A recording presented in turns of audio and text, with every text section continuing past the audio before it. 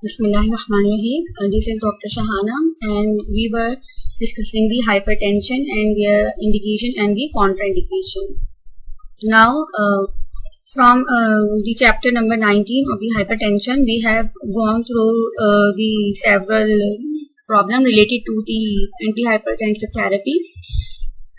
The table 19.4 basically indicating the different types of indication and contraindications of the selected antihypertensive drugs, and you should remember them.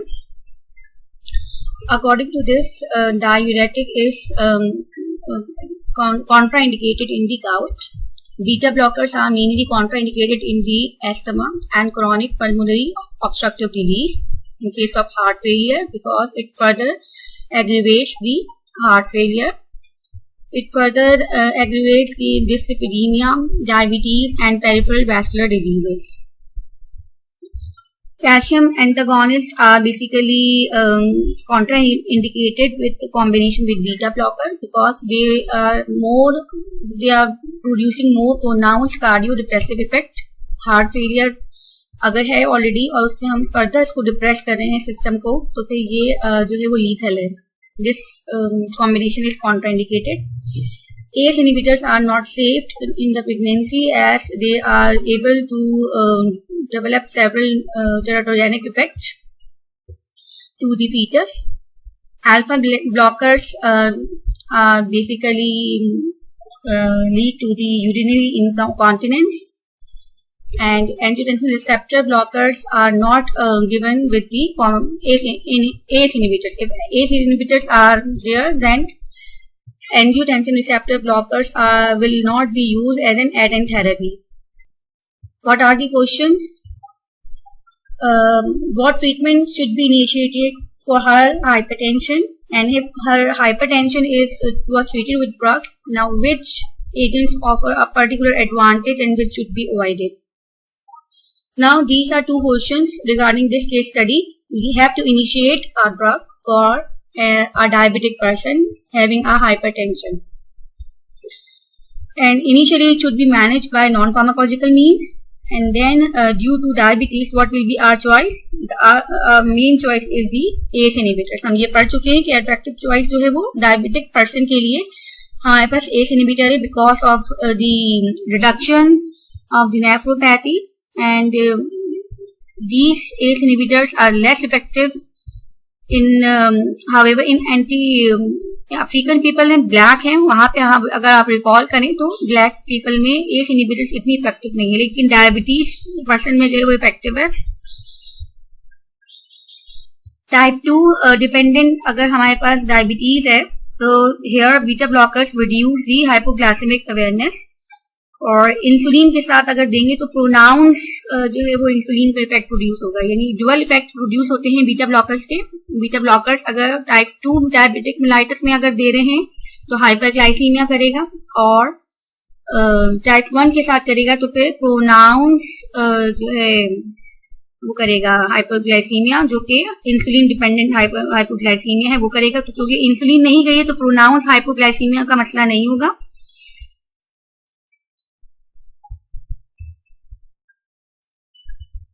But there is a tendency कि beta blocker जो है वो diabetic person के glucose level को fluctuate करेंगे, so it is also not a good choice. So for that reason यहाँ पे जो हमारी फर्स्ट चॉइस होगी वो कैल्शियम चैनल ब्लॉकर या थायराइड डायरेटिक्स होगी.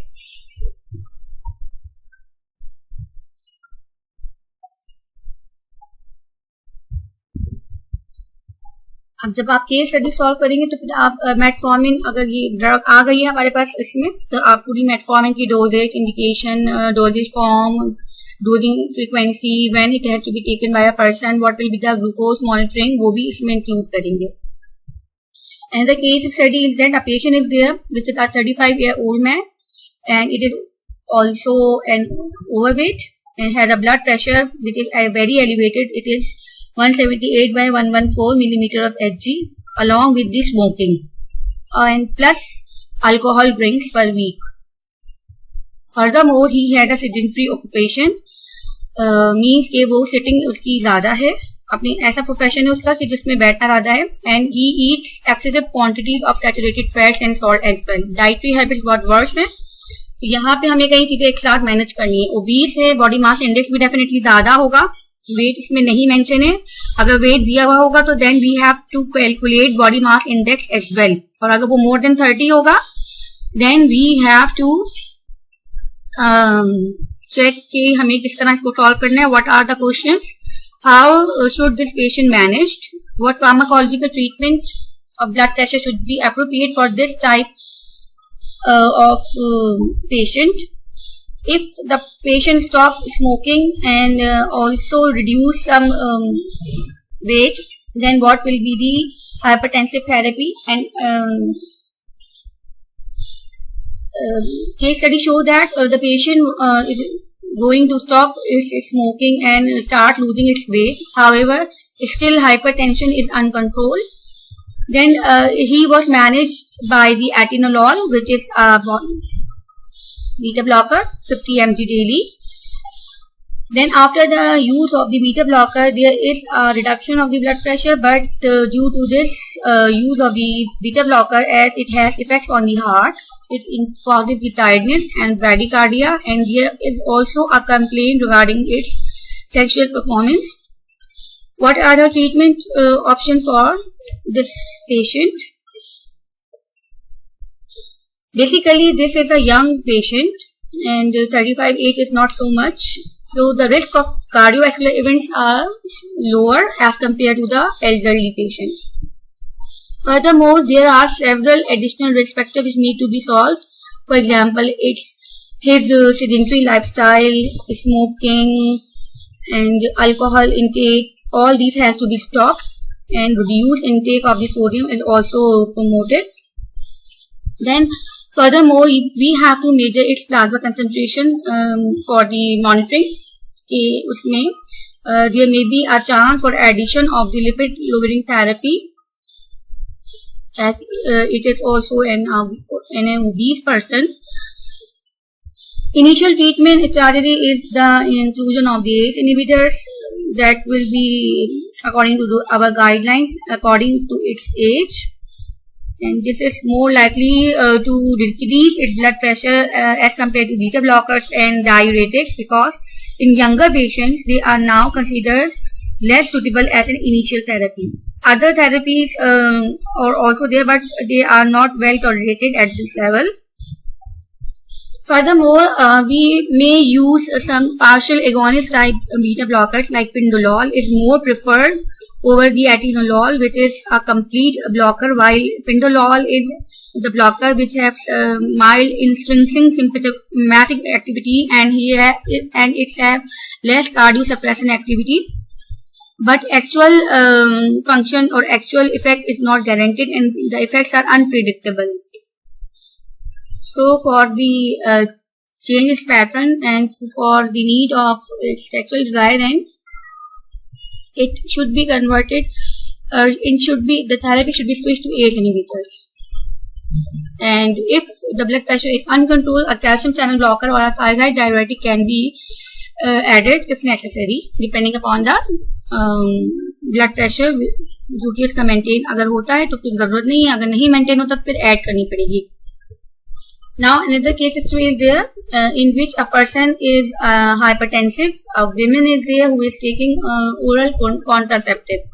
The age of the patient is just 24 years, and she has been using these drugs for the 6 months, and had a mild elevation of the blood pressure 148/96, and this may be due to the estrogen containing oral contraceptives. So for that purpose, we need to switch on the progesterone only tablets for the contraceptive purpose, and proper counseling of the patient should be made so that there is a possible chance that there is no other secondary cause of the hypertension instead of the using of oral contraceptives. Another case study showing that there is a 73-year-old lady had a long-standing history of the hypertension. and intolerance of the other antihypertensive drug. Furthermore, she is a geriatric patient and her joints are weak. And furthermore, they have also a tendency that if they are on thyroid diuretics, she is suffering from an acute attacks of the gout due to hyperuricemia. Due to the acute attacks, the symptoms are breathlessness and wheezing while taking atenolol and nifedipine.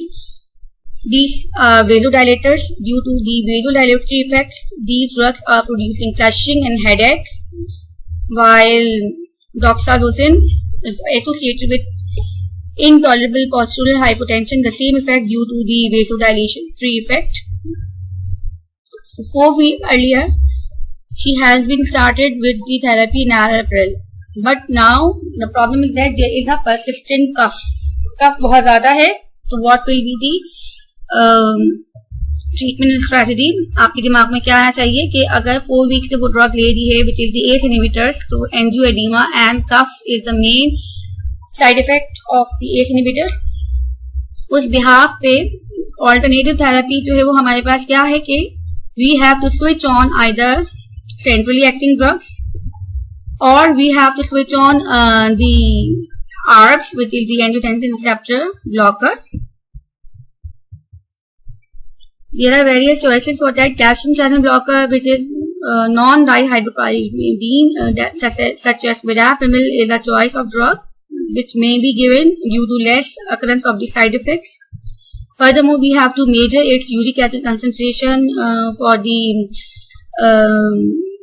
gouty attacks, and these gouty attacks can be prophylactically prevented by the use of uricosuric drug, which is the allopurinol. And this drug basically increases the excretion of the uric acid before the add-on therapy of the diuretics. And there may be a trial of spironolactone or renin antagonist like aliskiren, वो भी इसमें consider किया जा सकता है. Another case study is there having women of 8-week pregnancy. However, when the pregnancy progressed, there is an elevation of the blood pressure while urinalysis is the normal. So these indications are the gestational diabetes, gestational induced hypertension or chronic hypertension. Maybe there if the patient is initially having the fall in blood pressure due to pregnancy, मे भी possible कि वो पहले से patient हो, chronic hypertensive patient हो, लेकिन pregnancy की वजह से ब्लड प्रेशर गिर गया हो, या फिर वो ऑलरेडी नॉर्मल पेशेंट है और फिर उसमें जो है गेस्टेशन की वजह से ब्लड प्रेशर एलिवेट हुआ है. Both will be the condition. So she is at increased risk of preeclampsia and there may be a decreased growth of the fetus in the placenta and there may be a intrauterine growth retardation due to this elevation of the blood pressure, क्योंकि वो placenta के अंदर जो है वो arteries जो है वो उस हिसाब से ब्लड जो है वो प्रोवाइड नहीं करेंगी और जिसकी वजह से जब ब्लड नहीं प्रोवाइड होगा सही तरीके से फीटस को तो वो ग्रोथ रिटार्डेशन हो सकती है. And what will be the choice? इसमें बॉर्डर लाइन ये है कि some specialist recommend that if the blood pressure is too high up to 170 millimeter of Hg systolic blood pressure, then they will start the treatment and the treatment is definitely start with the methyl dopa. Another case study is there in which there is an asthmatic patient having the medication of salbutamol inhaler along with the corticosteroid inhaler which is the dexamethasone. It's twice daily and a diuretic benzoflumetazide 2.5 mg daily with the modified release of calcium channel blocker diltiazem 180 mg once daily and a beta blocker atenolol 50 mg daily. Having too much medications here, the atenolol was being started by the patient's primary care doctor apparently because of the inadequate blood pressure control. तो atenolol इस therapy में add किया गया है. तो अब हमें क्या करना है? इतनी सारी चीजें हैं तो we have to check it first. The most dangerous interaction in this case study is that there is interaction of calcium channel blocker with the beta blocker, and they may result in a severe bradycardia or heart block. AV block जो है AV conduction जो है वो block हो जाएगी. And secondly, the patient is receiving the treatment of the obstructive airway disease, and this may also be worsened by the atenolol. Furthermore, another combination is there which is a thyroid diuretic along with the beta blocker. Both, if they are combined together, they will increase the risk of the development of the diabetes mellitus. So these three interactions shown that this therapy has to be changed, and the most important for this condition that we should try the ACE inhibitors. Why not we are prescribing the ACE inhibitor here? So the good choice will be that instead of using multiple regimens, multiple drugs at a time with a severe severe depressive effect on the heart, we have to switch to the ACE inhibitors. Another case study is that a patient is admitted to the hospital with a stroke, and there is a cerebral infarct having the high blood pressure of 178 by 102 millimeter of Hg.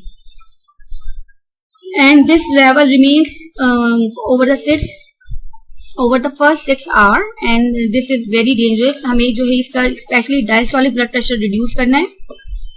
Now it's totally a practice. पूरा ये practice है कि कौन सा anti hypertensive drug देंगे. या तो बहुत ज्यादा हम उसका ब्लड प्रेशर रिड्यूस कर देंगे, but if we reducing the blood pressure too much, then there is a chance of further reduction of a cerebral perfusion. Brain में जो है वो ब्लड जो है वो और रिड्यूस हो जाएगा. ऑलरेडी इन्फार्क्ट है, ब्रेन को सप्लाई नहीं मिल रही है खास एरिया में ब्लड की.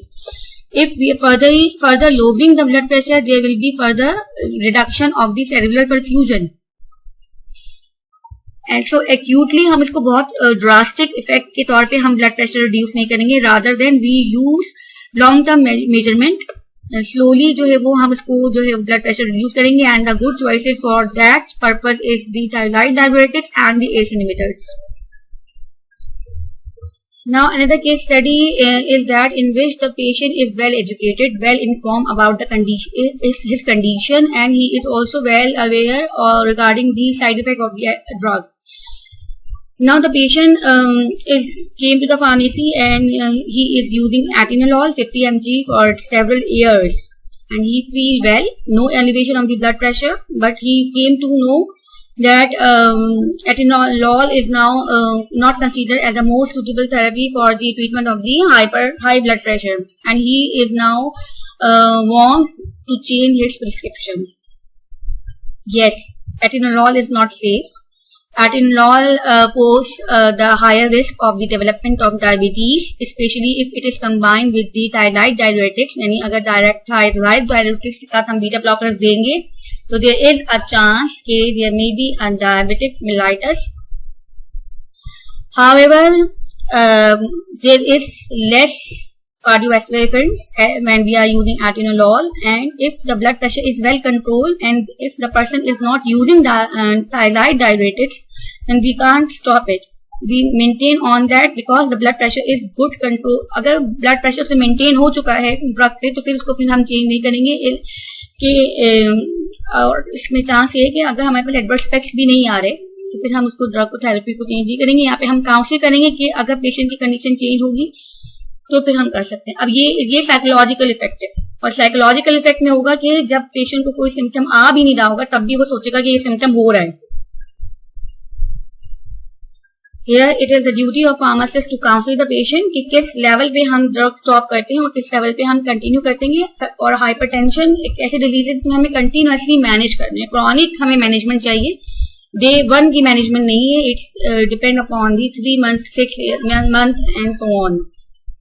Then we have the last case study from this book, which is the 58-year-old male patient.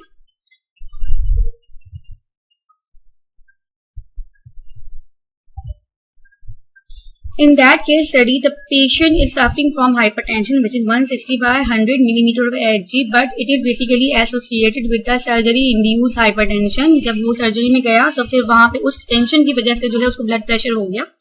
However, when the patient at home measured his blood pressure, he found that the blood pressure is 130 by 75. First of all, we have to check the machine that either the machine is accurate or not, and after that we should counsel the patient that basically he was suffering from the white coat hypertension, which is due to its surgery. So if the blood pressure is fine, there is no need to initiation of the therapy. Thank you. It's all about the case studies of the hypertension